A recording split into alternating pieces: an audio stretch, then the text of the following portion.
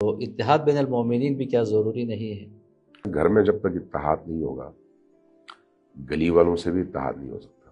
تو وہ کون سی چیزیں ہیں جس کی وجہ سے مومنین آپس میں اتحاد یا متحد نہیں ہوتے؟ ایک بڑی وجہ نظریات سے پہلے حسادتیں ہیں۔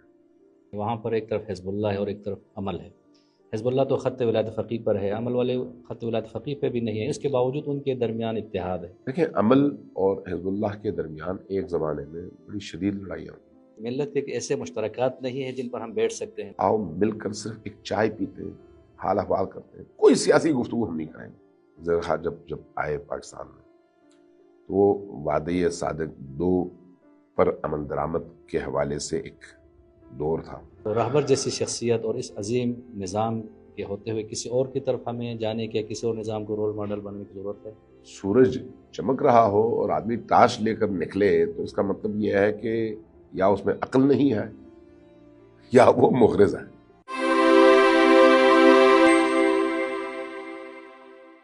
تو ایک انتہائی اہم سوال یہ بھی ذہن میں آتا ہے، وہ یہ ہے کہ جب ہم اتحاد کی بات کرتے ہیں تو عام طور پر اتحاد بین المسلمین کی بات ہوتی ہے، شیعہ سنی میں وحدت۔ تو اتحاد بین المومنین بھی کیا ضروری نہیں ہے؟ میرا خیال ہے گھر میں جب تک اتحاد نہیں ہوگا گلی والوں سے بھی اتحاد نہیں ہو سکتا، صحیح۔ چونکہ گھر کا اتحاد محلے کے اتحاد کی بنیاد ہے۔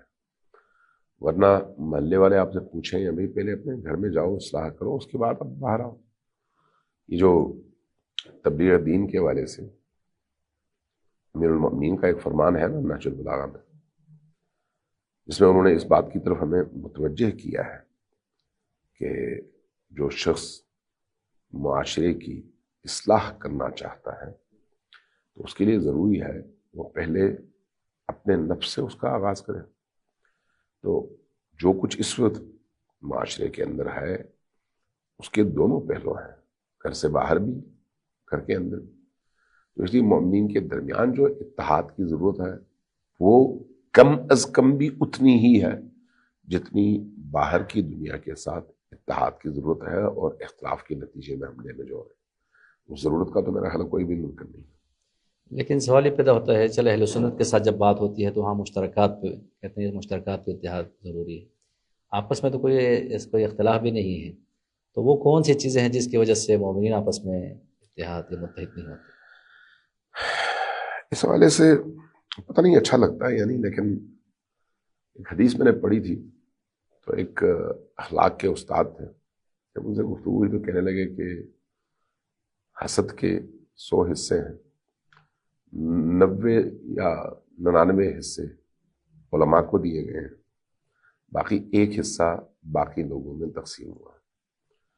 تو وہ آگے اس پر حاشیہ لگاتے تھے اور کہتے تھے وہ جو ایک حصہ باقی سب میں تقسیم ہوا ہے اس میں بھی علماء کا حصہ محفوظ ہے۔ میرا خیال ہے اس طرح کے اختلافات کی بنیادی وجہ، جو گھر کے اختلافات ہیں ان کی بنیادی وجہ، ایک بڑی وجہ نظریات سے پہلے حسادتیں ہیں۔ یہ جو حسادتیں ہیں یہ اس سے مستثنا کوئی نہیں ہے۔ کوئی یہ سمجھے فلان سے فلان کو حسد ہے، نہیں، یہ ضروری نہیں ہے۔ حسد کی بیماری ایسی بیماری ہے جس سے کوئی بھی نہیں بچ سکتا، مگر یہ کہ اللہ اس کو بچا لے، مگر یہ کہ وہ اپنے اندر اتنا تہذیب نفس اور پاکیزگی پیدا کر لے کہ متاثر نہ ہو، ورنہ بیماری سب کو اپنے پنجوں میں جکڑ لیتی۔ تو اس لیے میرا خیال یہ ہے، جو میرا مشاہدہ ہے، کہ وہ جو نظریاتی اور عملی اختلافات ہیں ان کی مقدار ہے ضرور، ان کی مقدار نسبتاً کم ہے۔ حسادت کے حوالے سے جو اختلافات پیدا ہوتے ہیں ان کی مقدار نسبتاً زیادہ ہے۔ جو عملی اختلافات ہیں اس میں آپ مجھے بتائیں نا کہ کیا 1,24,000 انبیاء کی جو تبلیغ کی روش تھی، مبارزے کی روش تھی، سب کی برابر تھی اور ایک طرح کی تھی؟ ایسا تو نہیں تھا، کوئی کسی طرح سے، کوئی کسی طرح سے۔ امام خمینی کا ایک جملہ ہے، میں نے خود اپنے کانوں سے سنا تھا، فرماتے تھے کہ اگر 1,24,000 انبیاء ایک شہر میں 1,000 سال زندگی بسر کریں تو ان کے درمیان کبھی بھی اختلاف پیدا نہیں ہوگا۔ وجہ وہ بیان فرماتے تھے کہ وجہ یہ ہے کہ وہ سب اللہ کے لیے کام کرتے ہیں. جب اللہ کے لیے کام کرتے ہیں تو پھر نیکیوں میں ایک دوسرے سے مسابقت رقابت کے معنی میں نہیں ہوتا، دشمنی کے معنی میں نہیں ہوتا، چونکہ محبوب ایک ہی ہے. وہ ناصر کاظمی کا اس کی ایک غزل ہے، اشعار اس کے کسی نے پڑھے ہیں غزل کی صورت میں. اس میں اس کا ایک مصرع یہ ہے کہ دوستوں کے درمیان وجہ دوستی ہے تو. اللہ جب وجہ دوستی بنے تو کبھی بھی دوستوں کے درمیان اختلاف پیدا نہیں ہوتا. لیکن اگر وجہ دوستی زر ہو، وجہ دوستی زن ہو، وجہ دوستی ملک ہو، وجہ دوستی شہرت ہو، وجہ دوستی منصب ہو، وجہ دوستی سٹیٹس ہو، وجہ دوستی کوئی اور ایسی چیز ہو جس کا تعلق عالم مادہ سے ہے، خود بخود اختلاف جنم دیتا ہے. خود بخود دشمنیاں آہستہ آہستہ آہستہ آہستہ رگو پے میں سرایت کریں.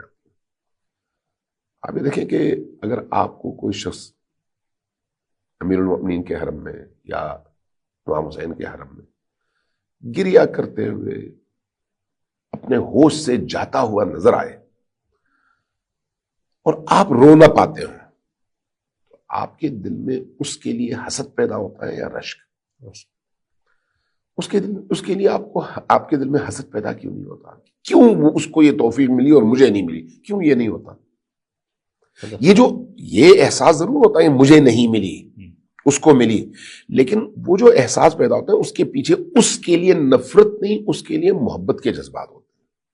وجہ جس شخصیت کی بارگاہ میں وہ پہنچا ہے وہ شخصیت اس کی بھی محبوب ہے اور آپ کی بھی محبوب ہے.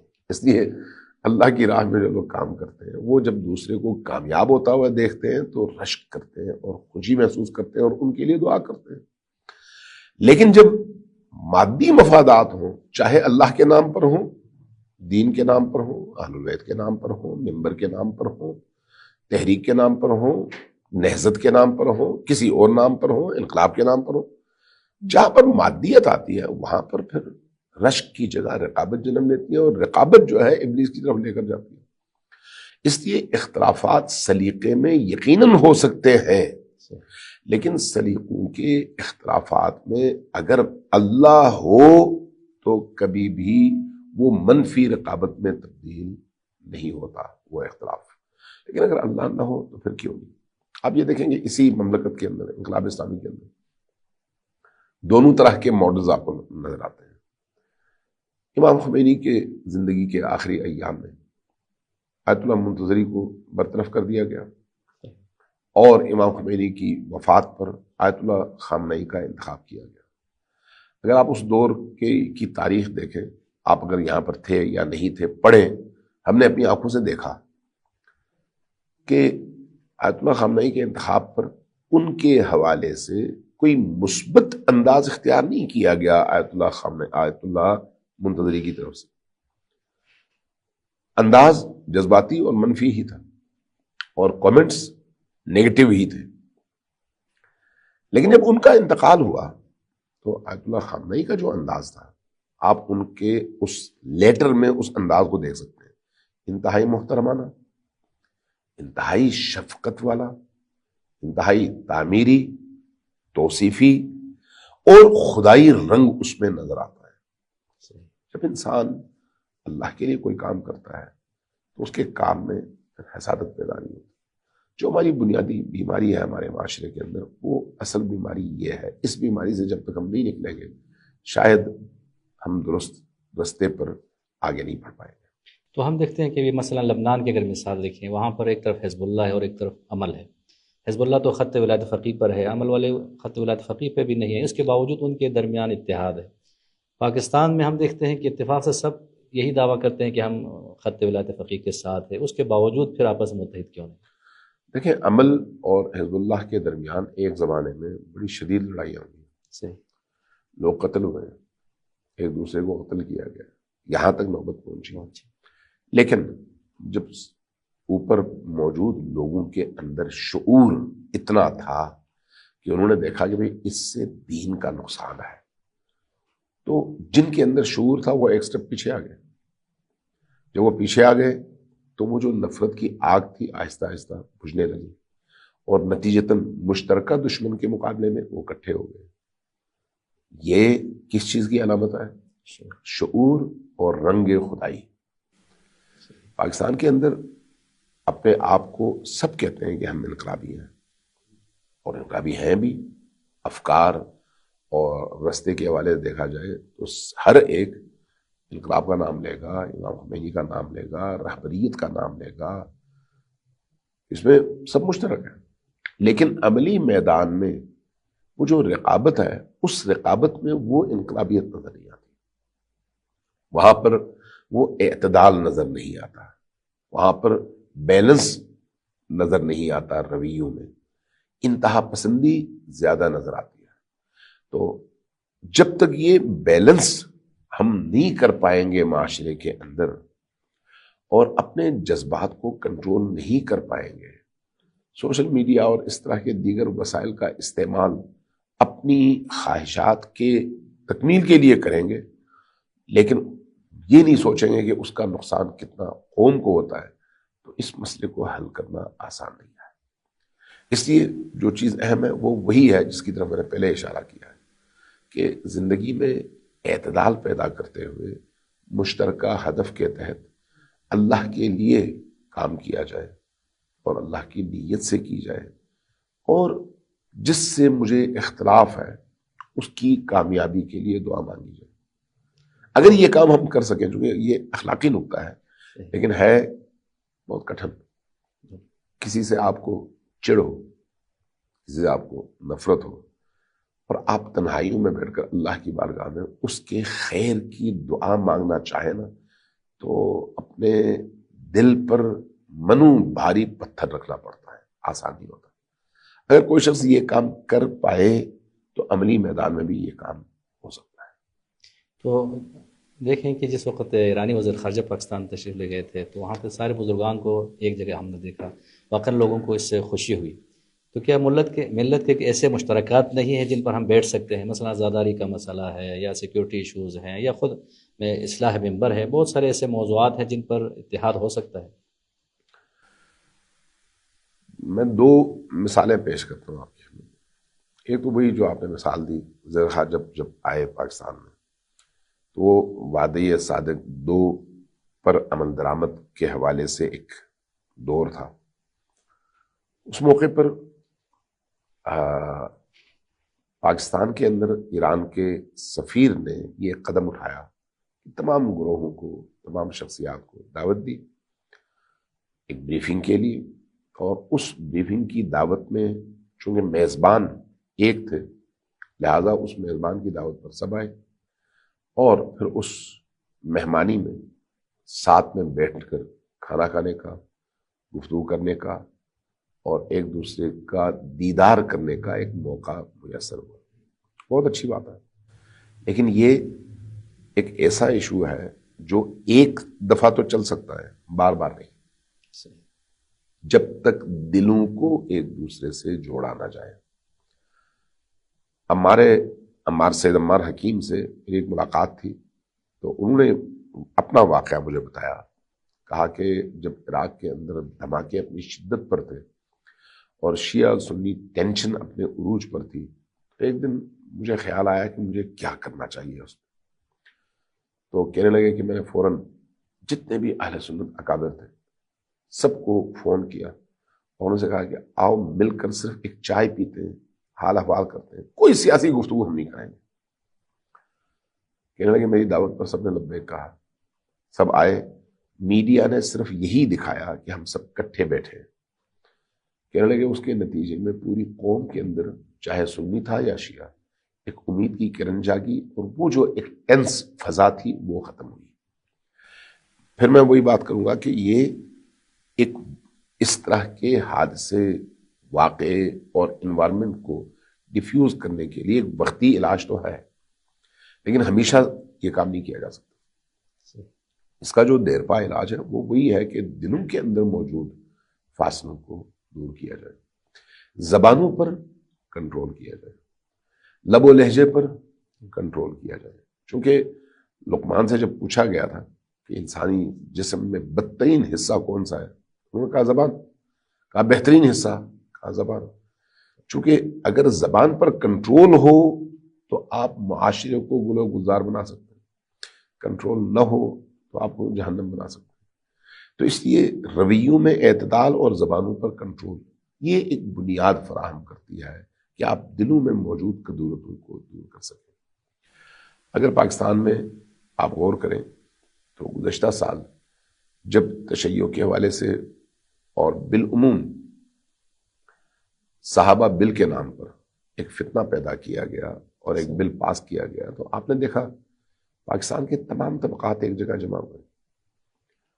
ذاکر بھی ان میں شامل تھے، خطیب بھی شامل تھے، مدارس بھی شامل تھے، علماء اعلام بھی شامل تھے، جو گزشتہ 45 سالوں سے ایک دوسرے کو مقصر اور ایک دوسرے کو غالی کہتے ہیں، وہ سب کے سب شامل تھے. بزرگ بھی تھے، جوان بھی تھے. ان سب نے مل کر ایک سٹینڈ لیا نا. کب؟ جب دشمن کی طرف سے الغار ہوئی. اب ہمیں یہ سمجھنے کی ضرورت ہے کہ دشمن کی الغار اب بھی جاری ہے. اس کے مقابلے میں ہمیں اسی طرح سے مل کر سٹینڈ لینے کی ضرورت ہے.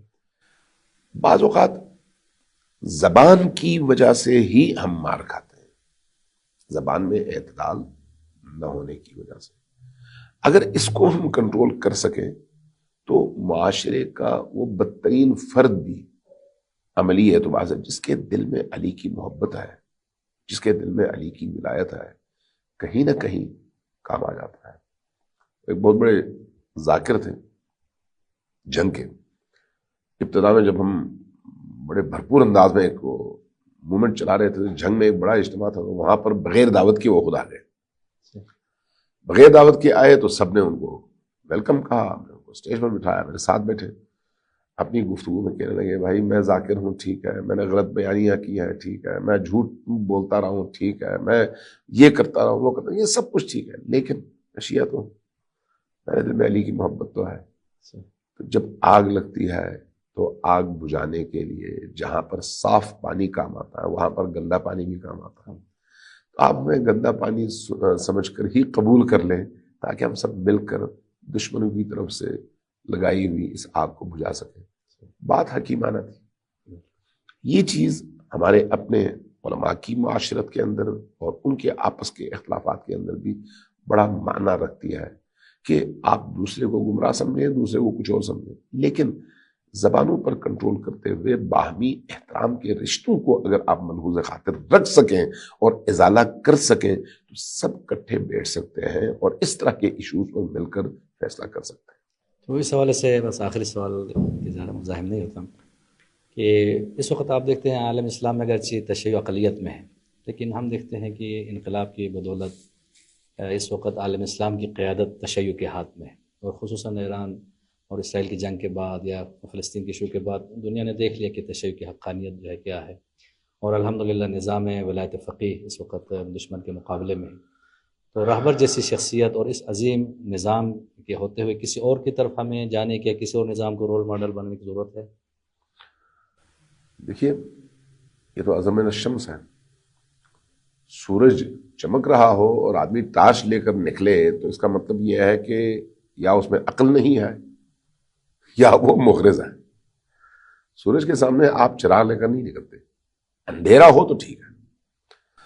دیکھیں اس وقت اللہ تبارک و تعالیٰ نے رہبریت کی صورت میں، آیت اللہ خامنئی کی صورت میں جو ایک نعمت عطا کی ہے امت مسلمہ کو، اب تو صرف مسلمان نہیں غیر مسلم بھی معترف ہیں. ایک ایسی فضا میں مراجع ان سے ہم آہنگ ہیں، ایک ایسی فضا میں ہمیں کوئی بھی ایسا جملہ، ایسا کام، ایسا قدم جس کی وجہ سے ہم اس رہبریت سے منحرف ہوں اور ان کی راہ کو کمزور کرنے کا سبب بنے، تو میرا خیال ہے یہ جرم عظیم ہے. اگر رول ماڈل آج کے زمانے میں پریکٹیکلی غیر معصوم میں کوئی ہے تو وہ رہبر معظم کی ذات ہے. اور جس طرح سے انہوں نے تشیع کو، عالم تشیع کو اور عالم اسلام کو سنبھالا ہوا ہے، اس کی آپ کو نظیر نہیں ملتی. اب ایسی صورتحال میں اگر کوئی رول ماڈل بن سکتا ہے تو وہ کون ہے؟ وہ رہبر معظم. وہ مکتب ہے جس کی بنیاد امام خمینی نے رکھی ہے.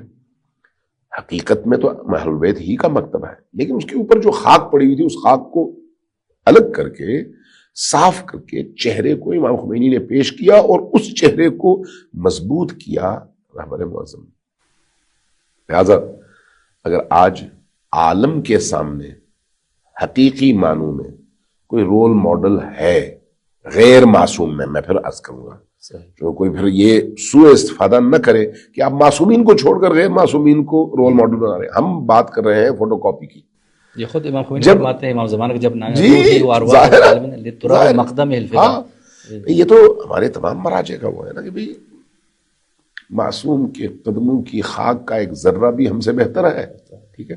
اس وقت بات اور یہ زمانے غیبت میں عملی طور پر استعمار، استکبار اور طاغوت کے مقابلے میں امت کی یکجائی کے لیے، اتحاد کے لیے، تشیع کی بقا کے لیے، دین کی سربلندی کے لیے جو رول ماڈلز پیش کیے جا رہے ہیں ان میں سب سے اعلیٰ، سب سے عرفہ، سب سے کامل اور ائمہ کی زندگی کے قریب ترین ہستی کون ہے؟ رہبر معظم. اور ان کا دیا ہوا مکتب ہے. تو میرا خیال ہے اس صورتحال میں کسی اور کے بارے میں لب کشائی بھی شاید بہت بڑی زیادتی ہو. تو سوشل میڈیا پہ جو علماء فعال ہیں خصوصاً حوض علم قوم اور نجف میں، ان کے لیے آپ کا کیا پیغام ہے؟ ایسے موضوعات کو کس طریقے سے اٹھانا چاہیے کسی کی شخصیت کشی بھی نہ ہو اور لوگوں کو حقائق بھی آگاہ کرے؟ دیکھیں میں نے شاید بین السطور اور ضمنی طور پر یہ بات میں نے عرض کی ہے. ایک عام فرد اور ایک معمم مولانا میں بڑا فرق ہے. مولانا کے ساتھ ایک ٹائٹل لگا ہوا ہے دین کا، عام فرد کے ساتھ وہ ٹائٹل نہیں لگا ہوا.